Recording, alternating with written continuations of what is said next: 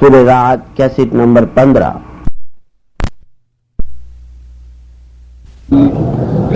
قال الله تبارك وتعالى في كلامه المجيد: أعوذ بالله من الشيطان الرجيم. بسم الله الرحمن الرحيم.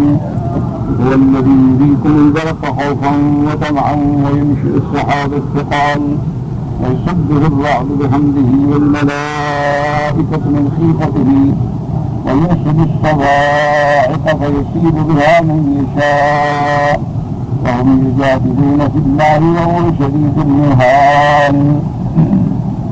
له دعوة الحق والذين يدعون من دونه لا يستجيبون لهم بشيء إلا كباسط كفيه للماء ليبلغ فاه وما هو ببالغه وما دعاء الكافرين إلا في ضلال. قال المؤلف المفسر رحمه الله تعالى: أدام النفع بعلومه وعلومكم في الدارين آمين إلى أن قال: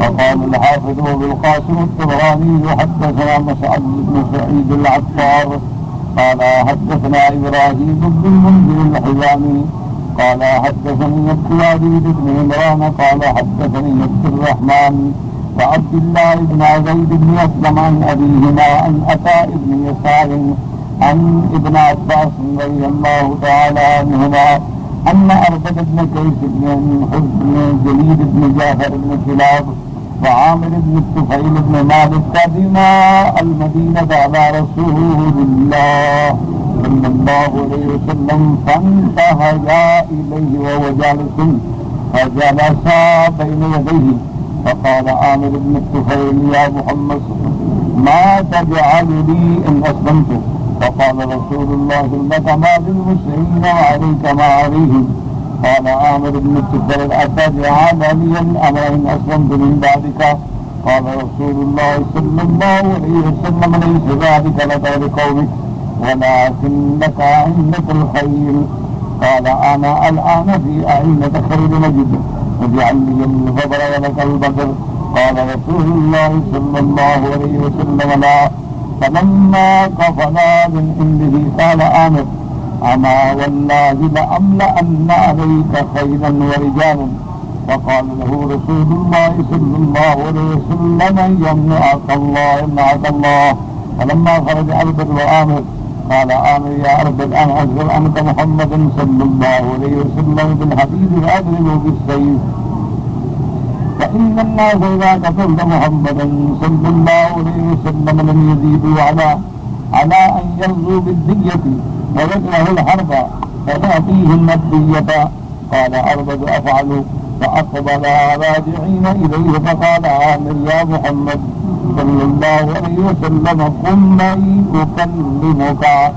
اب مفسر رحمۃ اللہ علیہ اس آیت کی تفسیر میں اللہ تبارک و تعالی نے ارشاد فرمایا: وَيُرْسِلُ الصَّوَاعِقَ فَيُصِيبُ بِهَا مَن يَشَاءُ۔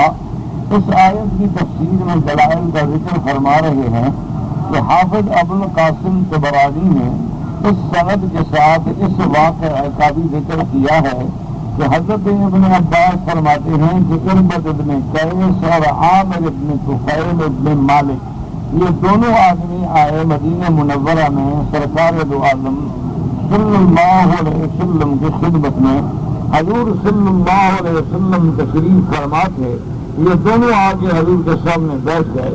فقال عامر ابن طفیل کہنے لگا کہ یا رسول اللہ صلی اللہ علیہ وسلم ما تجعل لی ان اسلمت، کہ اگر میں اسلام لے آؤں تو آپ پھر مجھے کیا دیں گے؟ حضور نے فرمایا کہ لک ما للمسلمین، اسلام لانے کے بعد تمہارا وہی حق ہوگا جو ایک مسلمان کا حق ہے، اور ولیس ذالک وعلیک ما علیہم، اور تم پر وہی باتیں لازم ہوں گی جو مسلمانوں کے لازم، یعنی اگر تم اسلام لے آئے تو مسلمان ہو، ہمارے بھائی ہے، تو جو ایک عام مسلمان کا حق ہے وہ تمہارا حق ہے، اور جو مسلمانوں کے اللہ کے احکام ہے وہ تمہارے اوپر ہے۔ کہنے کا نہیں ہم ایسے تو مسلمان نہیں ہو سکتے، لیکن اگر آپ ایسا کریں کہ اتجعل لی الامر ان اسلمت من بعدک، کہ میں اسلام اس شرط پہ لگاتا ہوں کہ آپ اپنی وفات کے بعد جو ہے وہ خلافت میرے ذمہ کر دیں، لیکن جب تک آپ زندہ ہیں، آپ نبی ہیں، ہم اسلام لے آتے ہیں، لیکن آپ کے بعد جو خلافت اور نظام ہے وہ سارا میرے حوالے کر دیا جائے۔ حضور پاک نے فرمایا نہیں سیادک لک ولقومک، یہ نہ تمہارے لیے ہے نہ تمہاری قوم کے لیے، نہیں کر سکتا۔ ولکن لک ائمۃ الخیل، ہاں یہ ہو سکتا ہے کہ ہم تجھے کسی ایک دستے کا گھوڑ سوار کا سردار بنا دیں، کہ تمہیں ہم ایک دستہ دے دیں اور اس کی سرداری دے دیں۔ کرنے کا آپ یہ پھر مجھے کیا دیں گے؟ انا الان ابھی ائمۃ خیل نجد، اس وقت بھی میں بہت بڑے گھوڑ سوار اور بہت بڑی قوم کا سردار ہوں۔ اجعل لی الوبر ولک المدر، اچھا کہنے لگا یا رسول اللہ ایسا کرتے ہیں کہ جتنی آبادیاں ہیں، شہر ہیں، بستیاں ہیں، ان پر تو آپ کی سرداری، اور جتنے دیہات ہیں وبر کہتے ہیں یعنی جو اون سے خیمے بنائے جاتے، تو پہلے دور میں بدو لوگ جو تھے وہ اون کے دھاگے بنا کے کپڑا بنا کے خیمے بناتے تھے، تو جو دیہات ہیں وہ مجھے دے دیں، ان کی سرداری میرے ذمہ، اور جو شہر ہیں اس کی سرداری آپ کے ذمہ، ہم تقسیم کر لیتے ہیں۔ حضور پاک نے فرمایا لا، یہ میرے ہاتھ میں نہیں، میں آپ کو نہیں دے سکتا۔ فلما کفلا من عنده، جب آپ سے واپس گئے تو عامر کہنے لگا اما واللہ لأملأن علیک خیلا ورجالا، تو کہنے لگا کہ یا رسول اللہ آپ نے ہماری توہین کی ہے، آپ نے ہماری بات نہیں مانی، مجھے خدا کی قسم ہے کہ میں بالکل گھوڑوں سے اور جوانوں سے بھرپور حملہ کروں گا آپ کے خلاف۔ آپ نے فرمایا یمنعک اللہ، تمہیں اللہ روکیں گے، اللہ تیری قوت کو توڑ دیں گے۔ اس کے بعد جب نکلے فلما خرج اربد و عامر، جب یہ دونوں نکلے اربد بھی اور عامر بھی، قال عامر یا اربد، عامر کہنے لگا کہ اربد ایسا کرتے ہیں انا اشغل عنک محمدا صلی اللہ علیہ وسلم بالحدیث واضرب بالسیف، کہ میں حضور صلی اللہ علیہ وسلم سے باتیں کرتا ہوں اور حضور پاک کو باتوں میں مشغول رکھتا ہوں اور تم تلوار سے حملہ کرتے ہو، اور جب ہم حضور پاک کو قتل کر دیں گے اور حضور شہید ہو جائیں گے تو قوم کیا کرے گی؟ زیادہ سے زیادہ دیت مانگے یا دیت ہم ادا کر دیں گے۔ تو اس لیے اب ایسا کرتے ہیں کہ ان دونوں نے آپس میں یہ مشورہ کر لیا کہ ایک آدمی حضور پاک سے باتیں شروع کرے اور دوسرا جو ہے جب دیکھے کہ حضور پاک مشغول ہیں تو حملہ کر دے، اور اس کے بعد کہنے لگا اچھا بات بلا راجعین آ رہے، پھر دونوں واپس آئے حضور پاک صلی اللہ علیہ وسلم کی خدمت میں۔ فقال عامر یا محمد صلی اللہ علیہ وسلم، عامر آگے کہنے لگا کہ حضور مہربانی کریں، قم معی اکلمک، میرے ساتھ آپ ذرا علیحدہ بات کریں، میں آپ سے علیحدگی میں بات کرنا چاہتا ہوں۔ اب حضور پاک جو ہے رحمت دو جہاں ہیں، اور حضور صلی اللہ علیہ وسلم جو ہے حریص علیکم بالمؤمنین رؤوف الرحیم، حضور پاک کی تمنا ہوتی تھی کہ لوگ مسلمان ہو جائیں، لوگ جہنم سے بچ جائیں اور جنت میں آ جائیں، تو اس لیے سرکار دو عالم صلی اللہ علیہ وسلم اپنے اور غیروں کو باقاعدہ بات سنتے تھے اور ٹائم دیتے تھے۔ فقام معه رسول اللہ صلی اللہ علیہ وسلم وجرسائل الجدار، حضور پاک صلی اللہ علیہ وسلم کو لے کے ایک دیوار کے قریب آیا، بابا کافا معه رسول اللہ صلی اللہ علیہ وسلم یکلمہ، اور حضور پاک بھی کھڑے ہیں اور حضور سے باتیں شروع کر دیں۔ وصلى اربد والسيف، اور اربد جو تھا وہ تو اسی انتظار میں تھا، اسے جلدی سے تلوار نکالی۔ فلما وضع يده على السيف يبسط يده على قائم السيف فلم يستطع صلى السيف فأبطأ أربد على عامر بالضرب، فالتفت رسول الله صلى الله عليه وسلم فرأى أربد وما يصنع فانصرف عنهما۔ اب اربد نے تلوار نکالی کہ میں حضور پہ حملہ کروں، اللہ کی شان ہے کہ وہ ہاتھ وہی شل ہو گیا، اب وہ تلوار نکال ہی نہیں سکتا، تو وہ ہاتھ کام ہی نہیں کر رہا، تلوار کیسے نکالی؟ تو اب عامر حیران ہے کہ اتنی دیر ہو گئی میں نے باتیں کی اور سامنے کھڑا ہے اربد اور حملہ نہیں کرتا ہے، کیا ہو گیا اس کو؟ اور حضور صلی اللہ علیہ وسلم نے دیکھا کہ وہ کیا کر رہا ہے اور آپ نے بھی سمجھ لیا کہ وہ کیا چاہتا ہے، اس کے بعد بھی حضور نے کچھ نہیں کہا۔ فلما خرج عامر اربد من عند رسول اللہ صلی اللہ علیہ وسلم حتى اذا كان بالحضرة حضرة راكب نزل فخرج اليهما سعد بن معاذ وسعيد بن عزير فقال اشخصا يا عدو الله لعنكم الله، فقال عامر من هذا يا سعد، قال هذا سيد بن حذير الكتائب فخرج حتى إذا كان بالرقم أرسل الله له صاعقة فقتلته وخرج عامر حتى إذا كان بالخريم أرسل الله قرحة فأخذته. اب اس کے بعد جناب حضور پاک نے ان کو پھر بھی چھوڑ دیا. اب دونوں عامر اور اربد جب نکلے اذا کانا بالحرۃ، حرہ جگہ کا نام ہے، جیسے آج بھی مدینہ منورہ میں حرہ معروف ہے، حرہ شرقیہ، حرہ غربیہ، تو یہ جو ہے یہ جگہ ہے. حرہ عراق میں جب دونوں پہنچے فخرج الیہما، حضرت سعد بن معاذ اور سعید بن حذیر آئے اور انہوں نے کہا کہ کیا ہے دونوں آدمی ہیں عدو اللہ، اللہ کے دشمنوں، اللہ کی تم پر لعنت ہو، تم حضور کو قتل کرنا چاہتے. وقال، پوچھنے لگا کہ من هذا یا یہ کون ہے؟ قال هذا سعید بن حذیر الکتائب وخرج حتى اذا كان بالرقم. اب جب وہاں سے دونوں نکلے اور مقام وادی رقم میں پہنچے ارسل اللہ علی اربد صاعقۃ فقتلته، اللہ تبارک و تعالی نے بجلی گرائی، بجلی گری اور اربد کو تو بجلی نے وہی ختم کر دیا. وخرج عامر، عامر بھاگا حتی اذا کان بالخریم، خریم ایک جگہ کا نام ہے، جب وہاں پہنچا ارسل اللہ قرحة فاخذته، اللہ تبارک و تعالی نے اس پر بھی طاعون کا ایک تھوڑا جو ہے مسلط کر دیا. فأدركه الليل في بيت امرأة من بني سلول فجعل يمس قرته في يده يقول غدة كغدة الجمل في بيت سلولية يرغب أن يموت في بيتها ثم ركب فصباد وتابعت عليه راجعا. اب اس کے بعد وہ ایک امرأة من بنی سلول قبیلے کی ایک عورت تھی، تو یہ بھاگا اور وہاں جا کے اس نے اس کے گھر میں پناہ دی، لیکن اللہ نے جو اس کے گلے میں پھوڑا پیدا کر دیا تھا تو وہاں چیخ رہا تھا، کہتا تھا غدت کا غدت الجمل، اللہ نے مجھ پہ ایسی بیماری دی ہے جیسے اونٹوں کو پھوڑے نکلتے ہیں. اور کتنی بدقسمتی ہے کہ کتنا بڑا میں سردار ہوں اور ایک عورت کے گھر میں مر رہا ہوں. اچھا ہوتا کم از کم میں اپنے علاقے میں تو جا کے بڑھتا.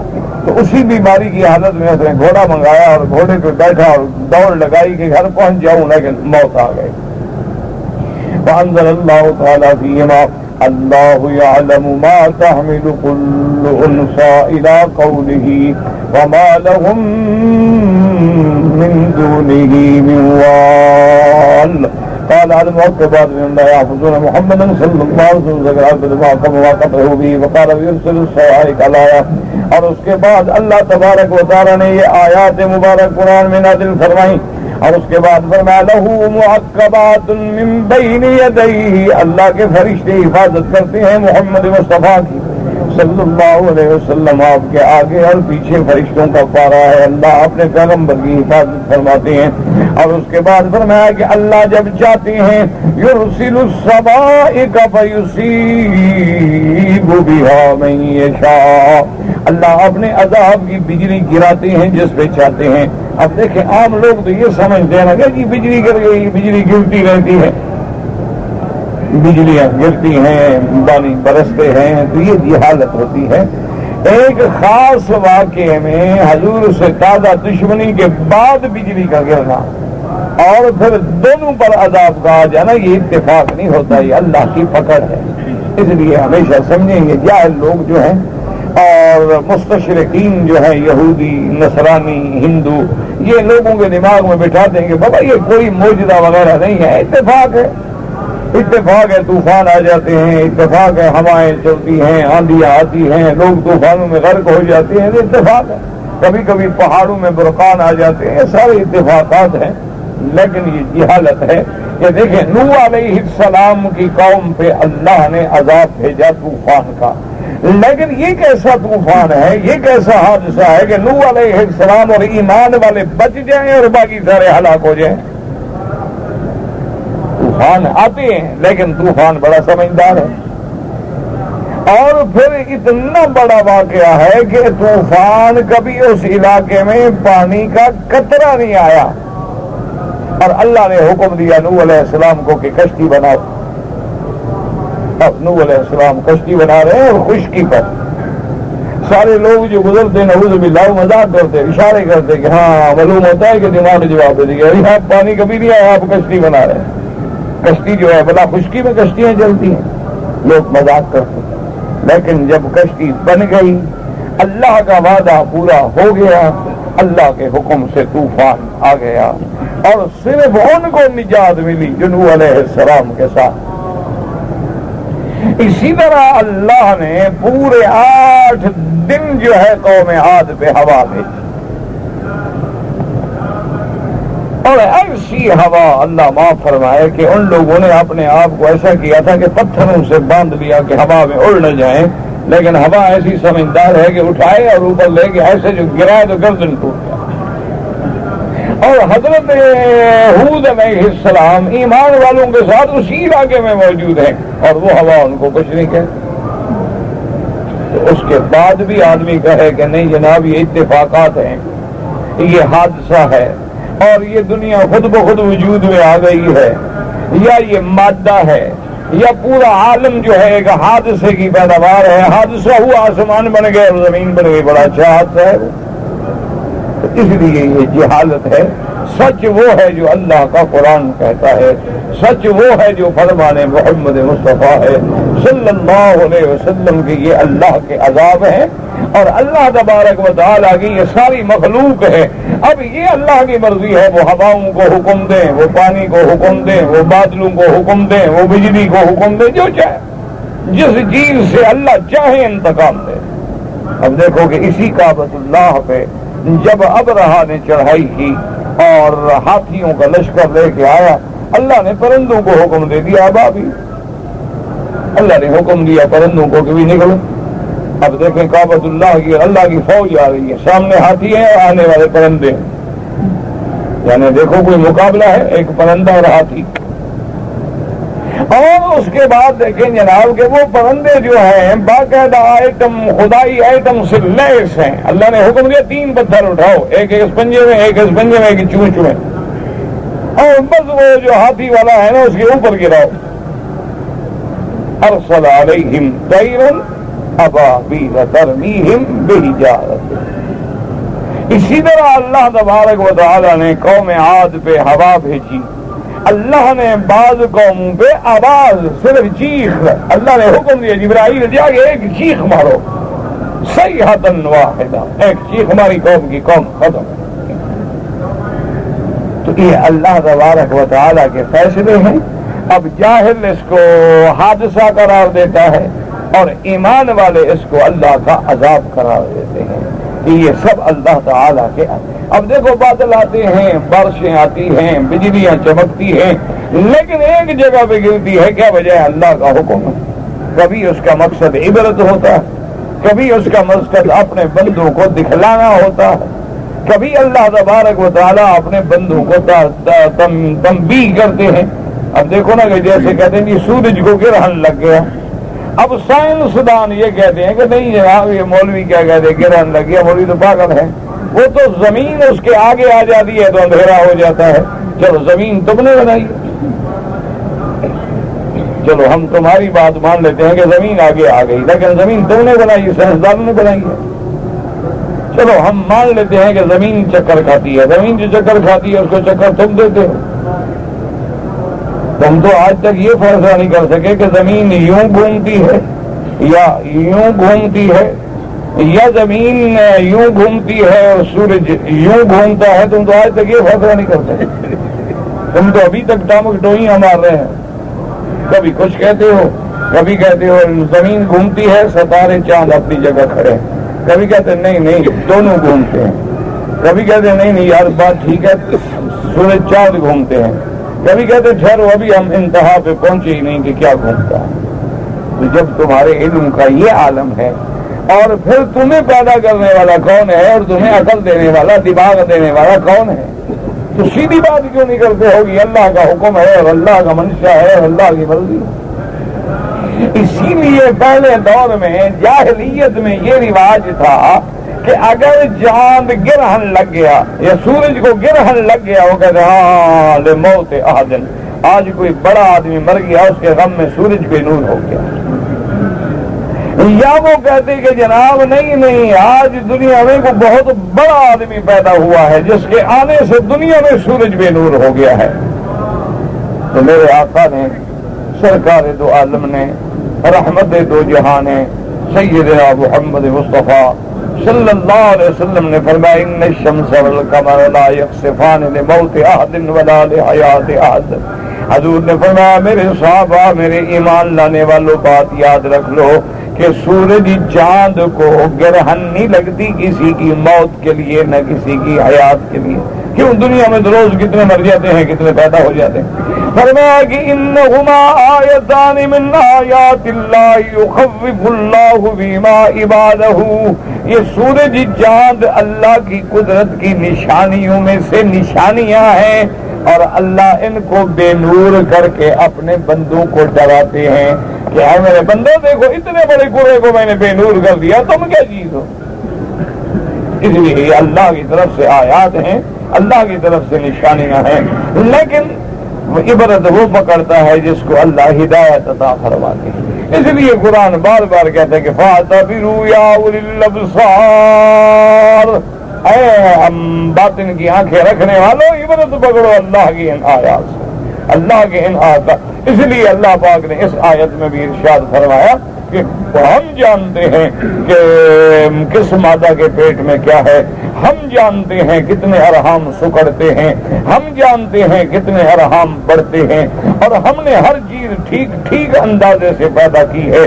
اور ہم ہیں وہ جو آسمان میں بادلوں کو بھیجتے ہیں، ہم ہیں جو بادل میں بجلیاں چمکاتے ہیں، اور ہم ہیں اس بجلی کو کسی پہ گرا کے عذاب دیتے ہیں، اور اللہ کی طاقت کو کوئی روکنے والا نہیں ہے. تو اس لیے مفسر نے تفسیر میں یہ واقعات پیش کیے کہ جب اربد نے اور عامر نے میرے سرکار میرے آقا کو قتل کرنے کا ارادہ کیا تو ایک پہ اللہ نے بجلی گرا دی اور ایک پہ اللہ نے عذاب مسلط کر کے اس کو طاعون کا پھوڑا پیدا کر دیا، اور دونوں بری طرح مارے گئے. اس کے بعد فرماتے ہیں قولوا یجادلون فی اللہ وهو شدید المحال ای یشکون فی عظمتہ وانہ لا الہ الا ہو وهو شدید المحال. قال ابن جریر شدیدۃ مما حلت فی عقوبۃ من طغى علیہ وعصى وتمادى فی کفرہ. اللہ نے فرمایا وهم یجادلون فی اللہ وهو شدید المحال. ایک کافر جو ہے میری عظمت کے بارے میں شک کرتے ہیں کہ نہیں جناب یہ حادثہ ہے اور یہ اتفاق ہے اور یہ ایسا ہے اور یہ ایسا ہے. اللہ نے فرمایا اور اللہ کی وہ طاقت ہے، اللہ کی وہ پکڑ ہے کہ جب کسی پہ عذاب بھیجے تو کوئی ٹالنے والا نہیں ہے. ایسے فرمایا شکون بھی عظمت ہی، اللہ کی عظمت پہ یہ شک کرتے ہیں انہو لا الہ الا ہو، کوئی معبود برحق نہیں مگر اللہ. وہو شدید المحال کیا مانا؟ شدید دن سخت پکڑنے والا، مما حلت عقوبہ جس پہ اس کا عذاب آتا ہے. اور آتا کس پہ ہے؟ من طغى علیہ جو سرکش ہو جائے، جو نافرمان ہو جائے، اور جو کفر کے اندر زیادہ سے زیادہ شدید ہو جائے. اللہ نے فرمایا اس قرآن کے مطابق دوسری جگہ اللہ نے ارشاد فرمایا وَمَكَرُوا مَكْرًا وَمَكَرْنَا مَكْرًا وَهُمْ لَا يَشْعُرُونَ فَانظُرْ كَيْفَ كَانَ عَاقِبَةُ مَكْرِهِمْ وَأَنَّا دَمَّرْنَاهُمْ وقومهم اجمعین. دوسرے مقام پہ اللہ نے فرمایا میرا بدنی صلی اللہ علیہ وسلم وَمَكَرُوا مَكْرًا، کافر تدبیریں کرتے ہیں اور ہم بھی تدبیر کرتے ہیں، اور ہماری تدبیر ایسی ہے جس کو وہ سمجھ بھی نہیں سکتے. فَانظُرْ كَيْفَ كَانَ عَاقِبَةُ مَكْرِهِمْ. میرا مدنی غور کریں، تدبر کریں، دیکھیں کہ ان کے مکر کا نتیجہ کیا نکلا. انا دمرناہم وقومہم اجمعین، ہم نے ان کو اور ان کی قوم کو ہمیشہ کے لیے ہلاک و برباد کر دیا. کہاں گئی تدبیریں، کہاں گئی ان کی قوتیں اور کہاں گئی ان کی طاقتیں. اور اللہ تبارک و تعالیٰ کی اس آیت پہ سیدنا علی رضی اللہ تعالیٰ عنہ فرماتے ہیں وانا علی رضی اللہ تعالیٰ عنہ وہو شدید المحال. وہ فرماتے ہیں محال کا معنی ہوا شدید الاخذ، اس کی پکڑ بڑی سخت ہے. جیسے فرمایا ان بطش ربک لشدید، تیرے رب کی پکڑ سخت ہے. دعا کریں کہ اللہ یہودیوں کو پکڑ لے.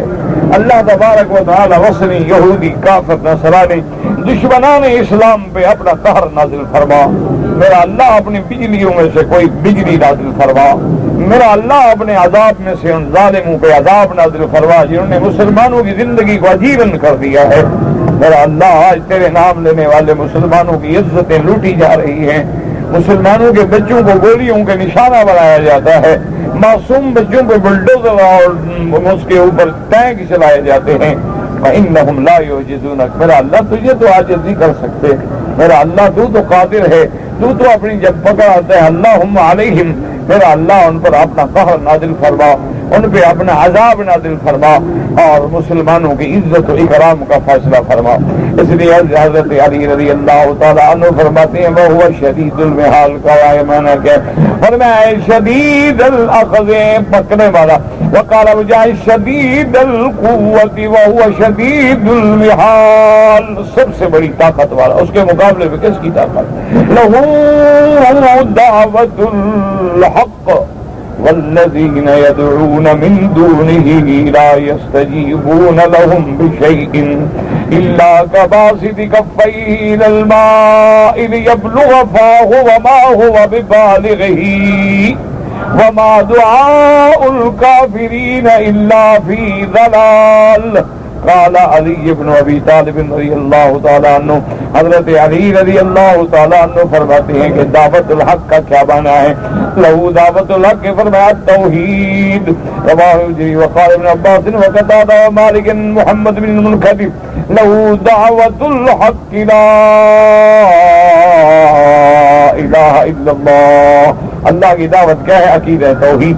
والذین یدعون من دونہ، جو اللہ کے سوا کسی غیر کو پکارتے ہیں، اللہ کے سوا کسی غیر کو حاجت روا سمجھتی ہیں، اللہ کے سوا کسی غیر کو مشکل کشا سمجھتی ہیں، اللہ کے سوا کسی غیر کو نفع نقصان کا مالک سمجھتی ہیں، اور نعرے لگاتی ہیں کہ یا علی، یا حسین، یا پیر، یا عبد القادر جیلانی، یا معین الدین چشتی۔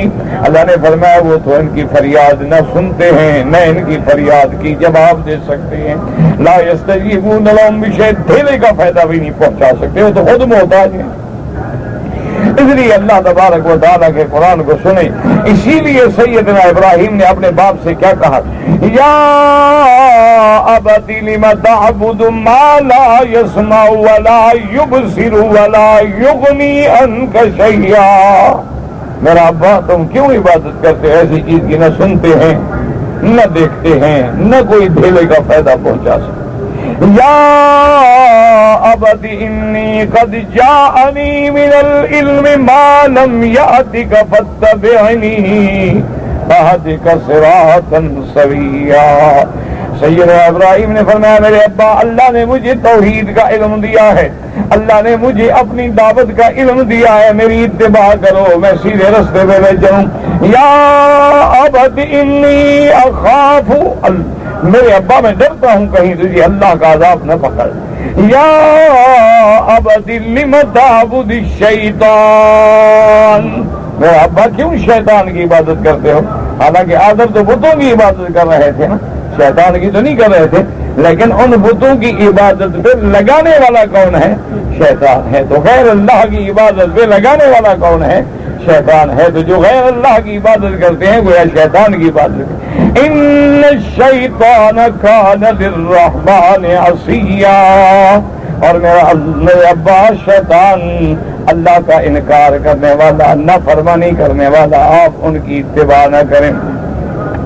اسی لیے قرآن کہتا ہے کہ خبردار والذین یدعون من دونہ، اللہ کے سوا کسی کو پکار۔ یاد رکھو یہ لوگ جو کہتے ہیں یا جبرائیل، یا میکائیل، یا فلان، یہ شرک ہے۔ کیوں؟ یا حرف ندا ہے، ندا صرف کس کے لیے ہے؟ اللہ کے لیے۔ اللہ کے سوا کسی کو ندا کرو۔ اگر کوئی کہے گا یا نبی، یا رسول، شرک ہے۔ کیوں؟ یا حرف ندا ہے۔ اسی طرح کسی ولی کو پکارے یا پیغمبر کو پکارے۔ اچھا بعض کہتے ہیں نہیں جناب یہ تو مجازن ہم پکار رہے ہیں، ہم حاضر ناظر نہیں سمجھتے، ہم عالم الغیب بھی نہیں سمجھتے، ہم مشکل کشا بھی نہیں سمجھتے، تو وہاں بھی علماء نے لکھا ہے کہ جس کلمے سے شبہ پڑے اس کلمے کے بھی قریب نہ جاؤ. اب دیکھو نا جب سورج نکل رہا ہو نماز جائز ہے بھائی؟ جب سورج نکل رہا ہوتا ہے نماز پڑھنا جائز ہے. کیوں؟ تم نماز اگر پڑھو تو سورج کی پڑھو گے خدا کی پڑھو گے؟ جب سورج ڈوب رہا ہو تو نماز پڑھنا جائز ہے. عین سورج سر پہ کھڑا ہو تو نماز پڑھنا کیوں؟ حالانکہ ہم تو اللہ کی نماز پڑھیں گے نا، لیکن شبہ نہ ہو جائے کہ یہ سورج کے پجاری ہیں. اللہ نے اس وقت اپنی عبادت سے بھی منع کر دیا کہ میری عبادت بھی نہ کرو. اب آپ دیکھیں کہ جنازہ پڑھتے ہیں اس میں رکوع کرتے ہیں سجدہ کرتے ہیں. اچھا اگر ہم رکوع سجدہ کریں تو کس کو کریں گے؟ اب ہمارے سامنے کعبہ شریف ہے، جب ہم سجدہ کریں گے کس کو کریں گے؟ کعبے کو. اچھا ہمارے آگے دیوار ہوتی ہے تو ہم سجدہ دیوار کو کریں اللہ کو. لیکن اللہ نے فرمایا کہ میت رکھی ہے تو رکوع بھی نہ کرو سجدہ بھی نہ کرو. دیکھنے والا یہ نہ سمجھے کہ تم میت کو کر رہے ہو. تو جس بات میں شبہ پڑ جائے اللہ روک دیتے ہیں. تو اس لیے یا حرف ندا ہے کہ یا اللہ، یا رحمان، یا رحیم، یا ستار، یا رب البیت العتیق، یا حی یا قیوم، یا ذا الجلال والاکرام. تو یہ اللہ کو پکار. اگر ہم پکاریں گے یا رسول اللہ، یا نبی،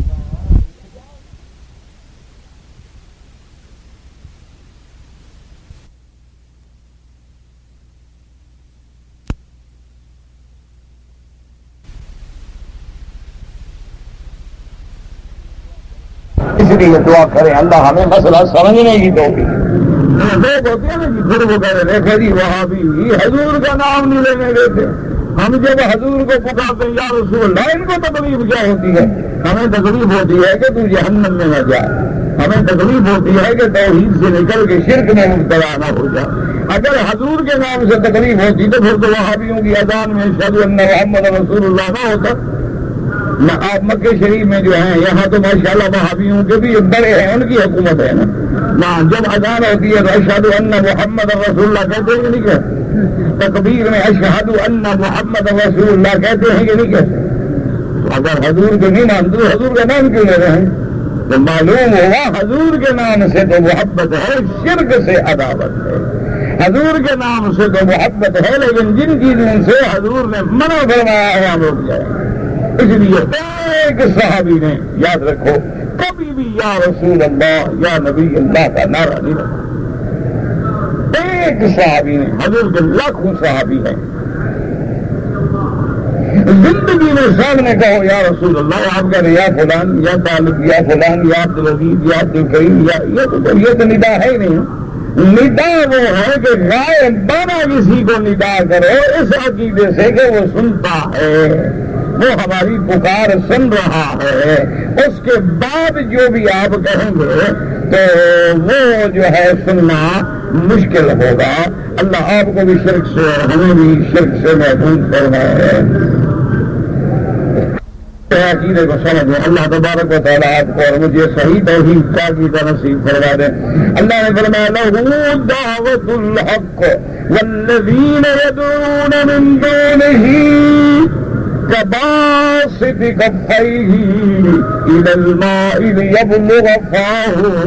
اللہ نے فرمایا ان کی مثال ایسی ہے مسلمین عابدین عاریۃ غیر اللہ.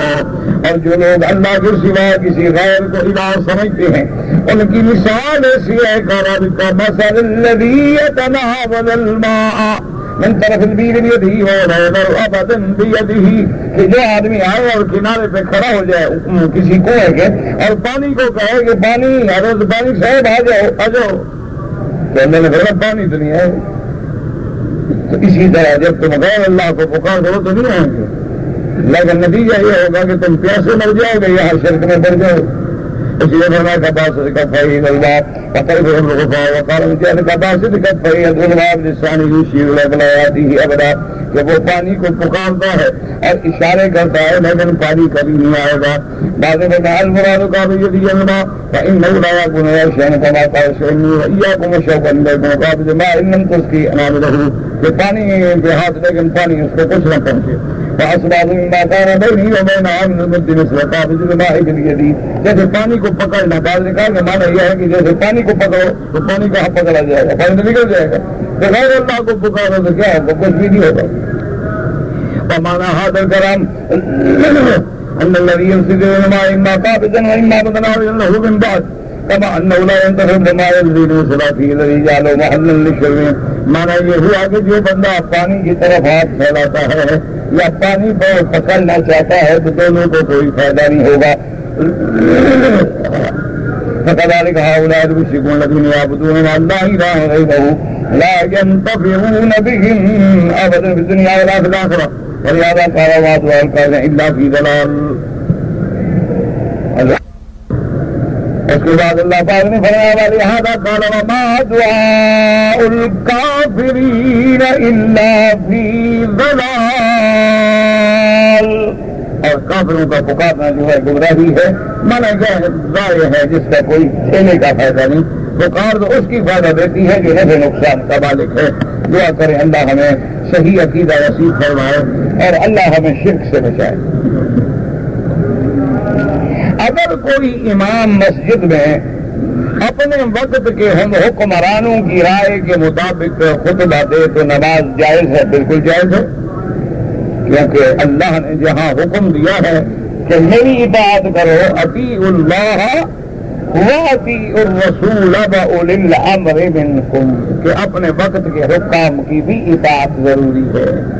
اور میرے آقا نے فرمایا اسمعوا واطیعوا، جو تم پہ حاکم بن جائے اس کی بات سنو اور اطاعت کرو. ولو کان عبد حبشی، چاہے وہ کوئی عبد ہو، کالا غلام ہو، لیکن حاکم بن جائے تو اطاعت کرو. اسی لیے حکم ہے السمع والطاعت، سنو اور اطاعت کرو. ہاں جب حکام اللہ کے حکم کے خلاف کوئی حکم دیں گے تو پھر ہم نہیں سنیں. کیا مانا؟ اگر کوئی وقت کا حاکم کہے کہ نماز چھوڑ دو، اگر کوئی وقت کا حاکم کہے کہ رمضان شریف آیا روزہ رکھو، تو لا طاعت لمخلوق فی معصیۃ الخالق. اگر وقت کا حاکم جو ہے اللہ کی نافرمانی کا حکم دے گا تو پھر اس کی اطاعت نہیں ہوگی. لیکن اگر باقی احکام ہوں اور اسلام کے خلاف نہ ہوں تو اس کا اطاعت کرنا ضروری ہے. اور یہ بھی یاد رکھو کہ یہ نہیں ہوتا منشا کہ جو تم سمجھتے ہو لہذا حاکم کی سوچ بھی وہی ہے. تمہاری سوچ تو اپنے گھر کی چار دیواری کے جھگڑے نہیں ختم کر سکتی تو دنیا کے بارے میں کہہ سکتے تھے. اور یہ نہیں ہوتا کہ تم کہو کہ یہ حاکم غلط ہے یہ حاکم نہیں. وقت کے علماء ارباب حل و عقد فیصلہ کریں گے کہ وہ حق پہ ہے یا غلطی پہ ہے.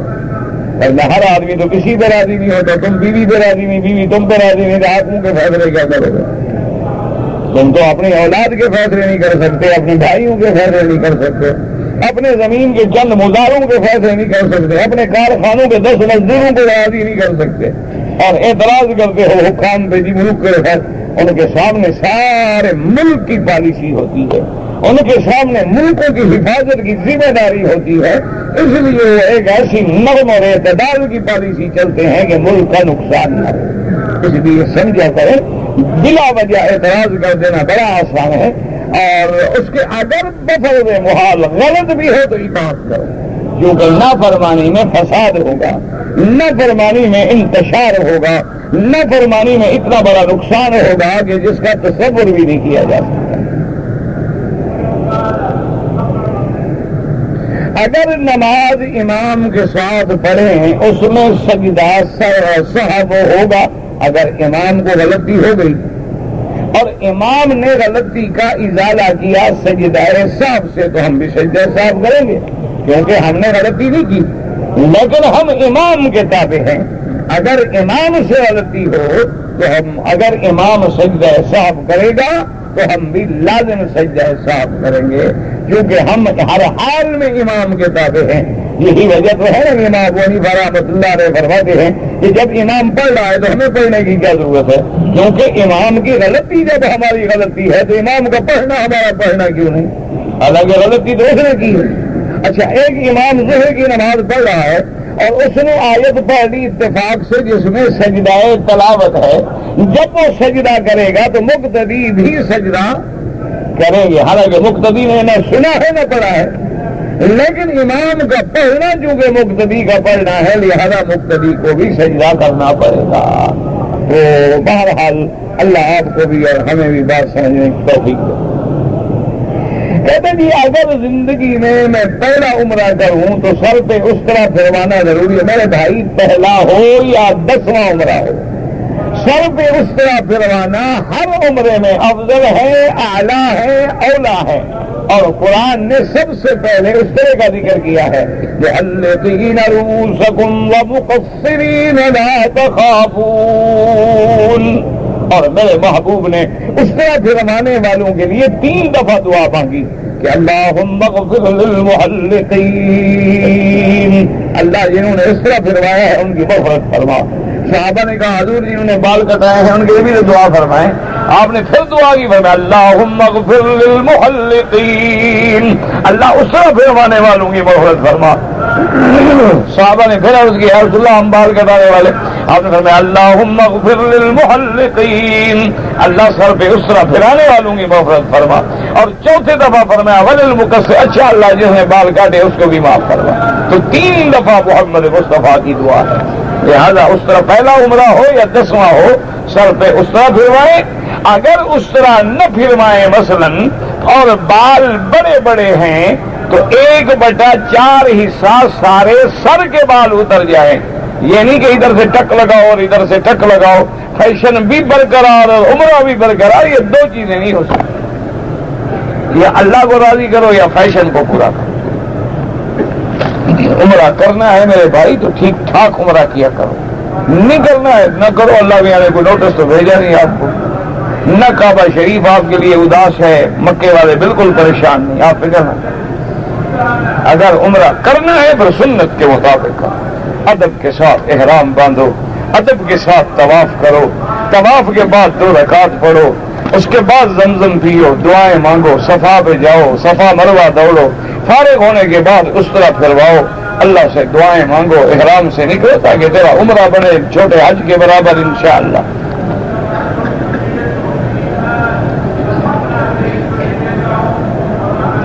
ایک آدمی کا کہنا ہے کہ حضور کی عمر 90 سال, جھوٹ کہتا ہے. حضور کی عمر مبارک 63 سال تھی یا 65 سال, 2 روایتیں. 90 سال کی تو یہ تم سے سنی ہے, ہم نے زندگی میں پہلی دفعہ. وہ کہتے ہیں جی کہ شب معراج کے 27 سال جو تھے وہ 1 رات تھی. یہ ساتھ تھا, اللہ نے اس کو کمپیوٹر پہ بٹھایا تھا. نہ اس کو کس نے کہا ہے کہ وہ 1 رات 27 سال کی تھی؟ اللہ تو فرماتے ہیں 1 رات بھی پوری نہیں تھی. اچھا 27 سال کی رات ہو تو پھر معجزہ کیا ہے؟ اگر 27 سال میں حضور نے سفر کیا معراج کا تو معجزہ کیا ہوا؟ معجزہ تو یہی ہے کہ رات یہی ہو اور نہ گزرے اور معراج ہو جائے. تم حضور کے معراج کو اپنی ضرب تقسیم دے کے ختم کرنا چاہتے ہو؟ جاہلوں کا کیا علاج ہے؟ اللہ ہدایت دے, بس دعا کر سکتا ہے. طواف کرنے کے بعد جو 2 نفل, کوئی نفل نہیں ہوتے طواف کے بعد. یہ آپ کو کس نے کہا ہے کہ طواف کے بعد 2 نفل ہوتے ہیں؟ طواف کے بعد جو 2 رکعتیں ہیں یاد رکھو امام ابو حنیفہ کے نزدیک وہ واجب ہیں. 2 رکعت واجب الطواف, اور باقی ائمہ کے نزدیک وہ سنت ہیں. نفل تو کسی کے نزدیک نہیں. بس دل میں نیت ہے کہ 2 رکعت طواف پڑھ رہا ہوں, اللہ اکبر, بس یہی نیت کافی ہے. اور نیت کیا ہوتی ہے؟ مدینہ منورہ سے روانہ ہوا, میقات پہ گزرنے کے بعد احرام نہیں باندھا, اسی کپڑوں میں مکے آ گیا تو یا تو فوراً لوٹ جائے مدینہ منورہ, یا طائف جا کے فوراً عمرہ کر لے تو کوئی دم نہیں, ورنہ عمرہ بھی قضا کرنا پڑے گا, 1 بکری دم بھی دینی ہوگی. کہتے جی کہ شیعہ کے ساتھ کھانا پینا جائز ہے. بالکل جائز ہے. کیوں بنا ہے؟ میں نے منع ہونے کی کوئی وجہ بھی تو ہوگا. چلو جو لوگ کافر سمجھتے ہیں کھانا تو کافر کے ساتھ بھی جائز ہے. کھانے پینے کا کیا ہے؟ آج کل جو سارا ہم کھانے پینے کھا رہے ہیں, یہ 11ویں شریف اور رجبی شریف اور 27ویں شریف اور مولد شریف اور عرس شریف، یہ کہاں کا کھانا ہے؟ یہ تو وما اہل بہ لغیر اللہ میں ہے۔ اللہ ہدایت ہے۔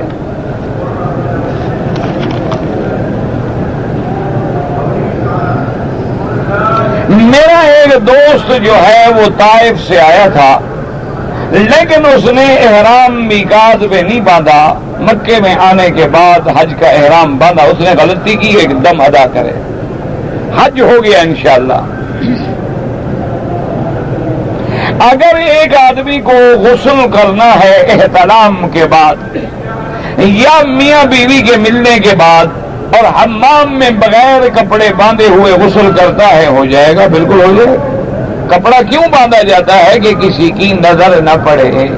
جب حمام کا دروازہ بند ہو گیا بات ختم ہو گئی، مقصد تو پردہ کرنا ہے۔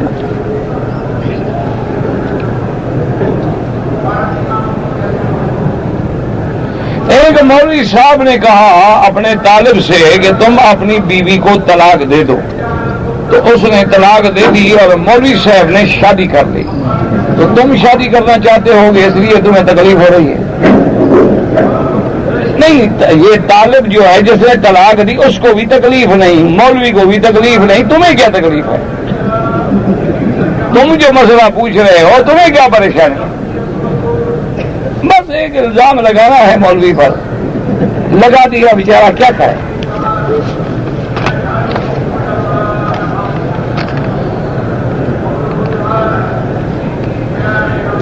اگر ایک آدمی مریض ہے اور اس کو پیشاب کی ڈاکٹروں نے نالی لگا دی ہے اور تھیلی ساتھ ہے اور پیشاب تھیلی میں جمع ہوتا رہتا ہے، بالکل اسی حالت میں وہ نماز بھی پڑھے، حرم میں بھی آئے، سب جائز ہے، کیونکہ پیشاب تھیلی میں بند ہے نا۔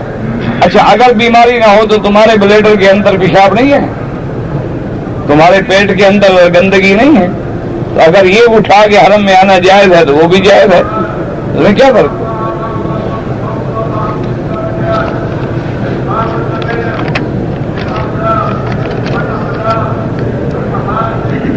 کر کے غریبوں کو کھلا دو، تقسیم کر دو، بس یہ دم کی صورت ہے، اور کیا ہے؟ ابھی کرو، بعد میں کرو، جب موقع دے اللہ میاں کر دو۔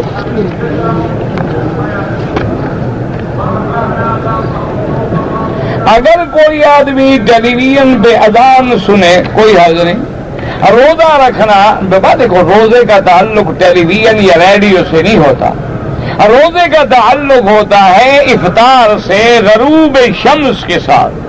اگر ایک دن مولوی اذان نہ دے تو ہم بیٹھے رہیں گے، جب سورج ڈوب جائے گا روزہ افطار ہو گیا۔ اب چاہے اذان آ جائے، الحمدللہ، اذان میں دور ہو جائے، روزے کا تعلق سورج ڈوبنے سے ہے، نہ ٹیلی ویژن سے ہے، نہ اذان سے ہے، نہ کسی اور چیز سے ہے۔ یہ تو چونکہ غروب شمس کے بعد فوراً اذان ہوتی ہے ہر مسجد میں، تو اس لیے آدمی فائدہ اٹھاتا ہے کہ چلو ابھی اذان ہو گئی، ورنہ سورج ڈوب گیا۔ اچھا، اگر مولوی بھول کے ابھی 5 منٹ پہلے اذان دے دے تو ہم روزہ افطار نہیں کریں۔ روزے کا افطار یہ ہے کہ سورج ڈوب جائے۔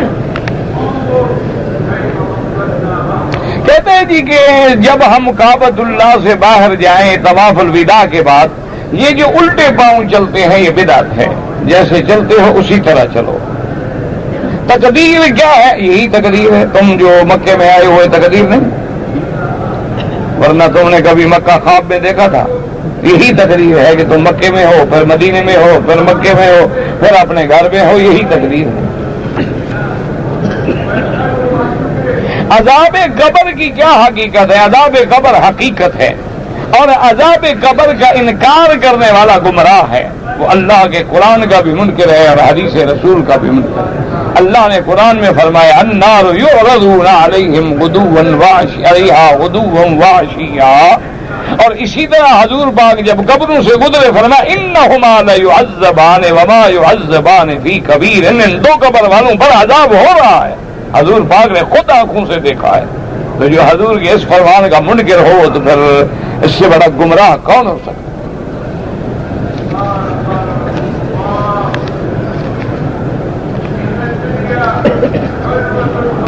کہتے ہیں جی کہ بعض لوگ کہتے ہیں کہ ہم نے خواب میں حضور پاک کو دیکھا ہے، کوئی مشکل نہیں، اللہ نصیب فرما دے۔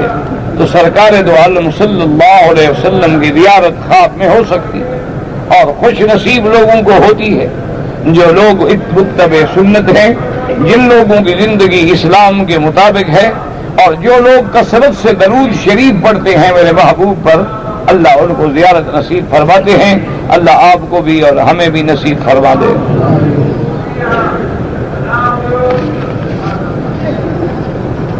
دعا جب مانگیں تو کسی کے واسطے سے نہیں بلکہ سیدھی اللہ سے مانگیں، جیسے سارے قرآن میں دعائیں ہیں، ربنا آتنا فی الدنیا، ربنا ظلمنا انفسنا، ربنا لا تؤاخذنا، ربنا لا تزغ قلوبنا، ربنا اننا سمعنا۔ سارے قرآن کی ایک دعا میں نہیں ہے کہ کسی کا واسطہ ہو۔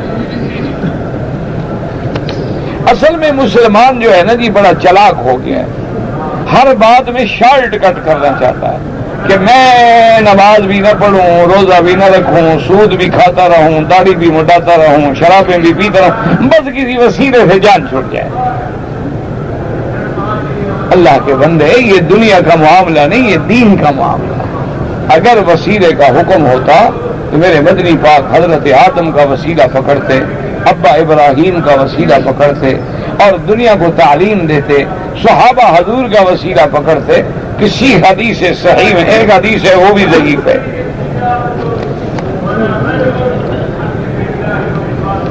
اگر کوئی آدمی اپنے والد کا یا اپنے دادا دادی کے لیے یا اپنے سسر کے لیے حج کرنا چاہے بالکل کر سکتا ہے، کوئی منع نہیں، لیکن جب کرو پہلے علماء سے مسئلہ پوچھ کے حج کرنا۔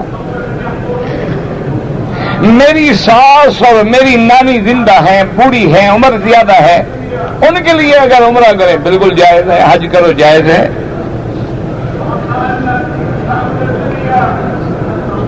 اگر ایک چھوٹے بچے کے گلے میں تعویذ ہے، تعویذ نہ پہننا بہتر ہے۔ ویسے تو علماء بعض فرق کرتے ہیں، وہ کہتے ہیں کہ جو تعویذ شرکیہ ہیں، تمائم ہیں، تمیمہ ہے، وہ حرام ہے، لیکن اگر قرآن کی آیات ہیں یا اللہ کے اسماء ہیں تو کہتے ہیں جائز ہے۔ لیکن افضل اور احتیاط اسی میں ہے کہ آپ گلے میں نہ ڈالیں، بلکہ آیتیں پڑھ کے بچوں پہ دم کیا کریں، یا اپنے ہاتھوں پہ دم کر کے بچوں کے سارے بدن پہ پھیر دیا کریں۔ اللہ پاک محفوظ رکھیں۔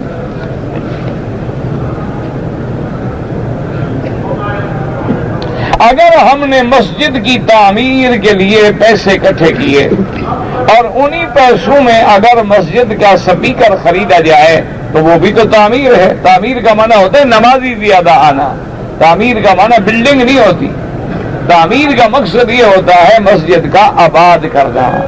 تو جب سپیکر پہ اذان کی آواز دور جائے گی لوگ زیادہ آئیں گے اور لوگوں کو نماز میں حاضری ہوگی، انشاءاللہ مسجد پہ خرچ کرنا جائز ہے۔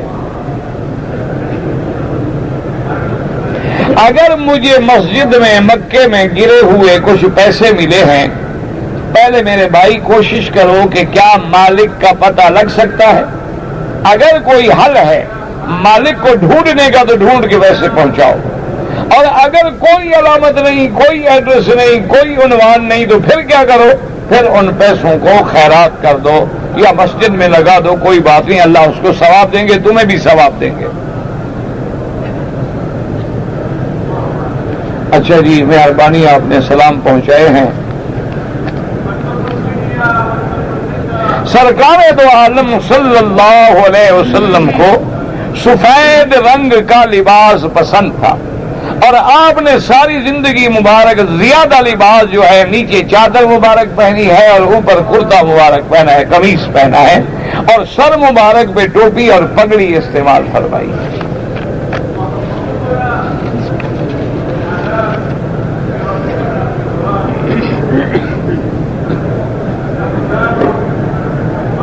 مہندی لگائیں یا کچھ لگائیں وہ جائز ہے۔ کہتے جی کہ ہمارے ہاں جو میلاد النبی پہ جشن مناتے ہیں یہ بدعت ہے اور اس کا اسلام سے کوئی تعلق نہیں۔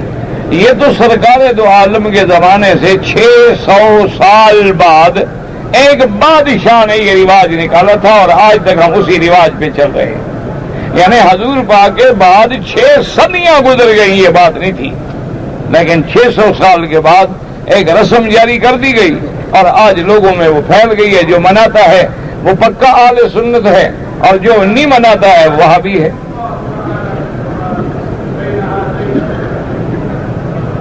چھ روزہ تراویح صحیح ہے کیا بات ہے؟ باقی 21 دن 28 دن میں پڑھوں گا. اللہ کے بندے پورے مہینے میں پڑھو.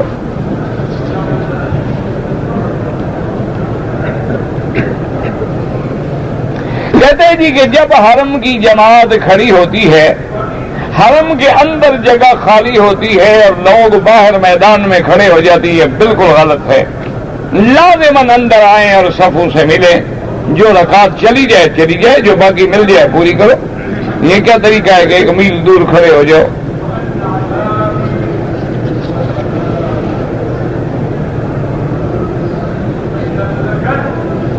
وضو کرتے وقت وضو کا پانی چہرے کی چمڑے پر لگانا ہوتا ہے. اور کہاں لگائے گا؟ چہرے کے چمڑے پہ نہیں لگاؤ گے تو چہرے کے اوپر کپڑا پہن کے لگاؤ.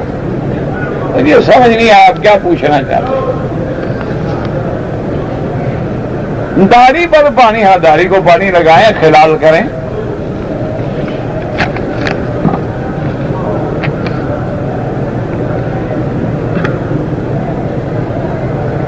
میں نے عمرے کے سارے رکن پورے کر لیے، ابھی سر نہیں مڈایا کہ اذان ہو گئی. میں نے نماز پڑھی اور نماز کے دوران میری داڑھی سے بال گر گیا. کوئی بات نہیں، گر گیا تو گر گیا. یاد رکھو جو بال خلال میں گر جائیں یہ مردہ بال ہوتے ہیں. بال ہمیشہ وہی گرتا ہے جو مردہ ہو، زندہ بال کبھی نہیں گرتا. حالت احرام میں بال کتروانا منع ہے، منڈانا منع ہے. یہ نہیں کہ گر جائے تو گر جائے، سارے بال گر جائے.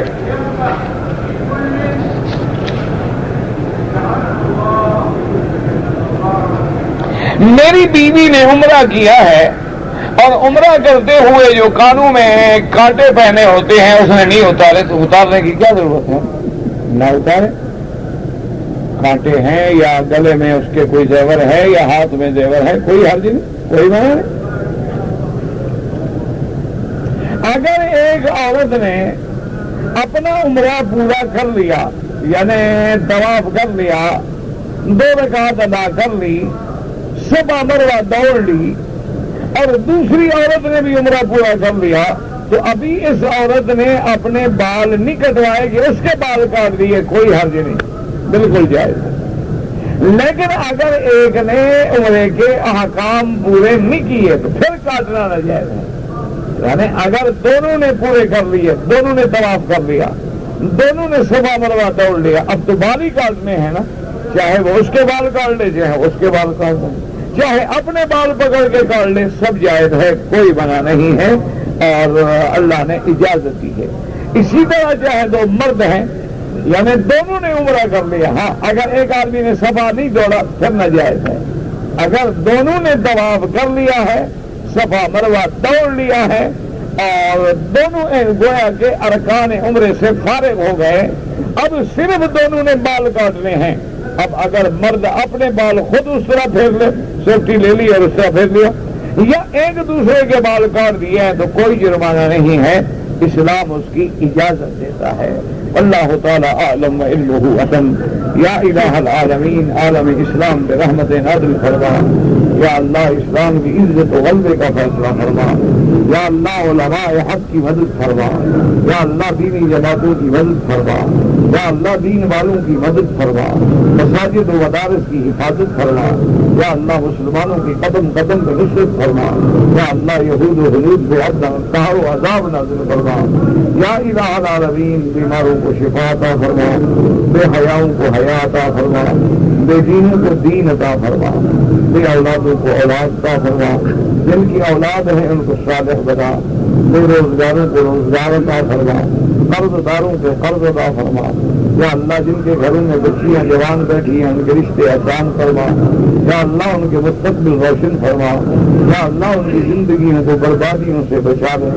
یا اللہ مسلمانوں کو رحم فرما، یا اللہ رحم فرما، یا اللہ رحم فرما، یا اللہ تمام بلاد اسلامیہ کی حفاظت فرما، یا اللہ اس بلد الامین کو قیامت تک ہر فتنے سے محفوظ فرما، یا الہ العالمین ہمیں مانگنا بھی نہیں آتا بغیر مانگے عطا فرما، یا اللہ پورے عالم میں ہدایت کی فضا پیدا فرما، یا اللہ پورے عالم میں مسلمانوں کے دلوں میں جوڑ پیدا فرما، یا اللہ ہر مسلمان کو دین کا سپاہی بنا، دین محمد مصطفیٰ کا داعی بنا، یا اللہ دین کی تبلیغ کی توفیق عطا فرما، جو تیرے دین کی تبلیغ کرتے ہیں، یا اللہ جو گلی گلی تیرا دین پہنچاتے ہیں ان کی نصرت فرما، یا اللہ ان کی مدد فرما، یا اللہ ہمیں اہل حق کا ساتھ دینے کی توفیق عطا فرما، یا اللہ ہمیں اہل شر سے محفوظ فرما۔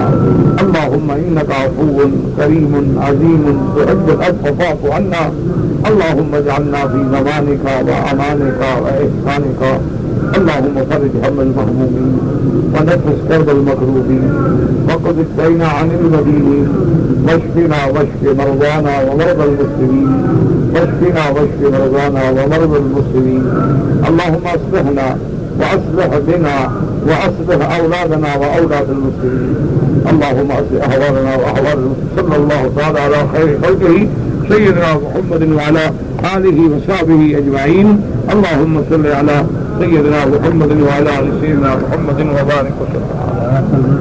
شاهبات شاهبات شاهبات شاهبات شاهبات شاهبات شاهبات شاهبات شاهبات شاهبات شاهبات شاهبات شاهبات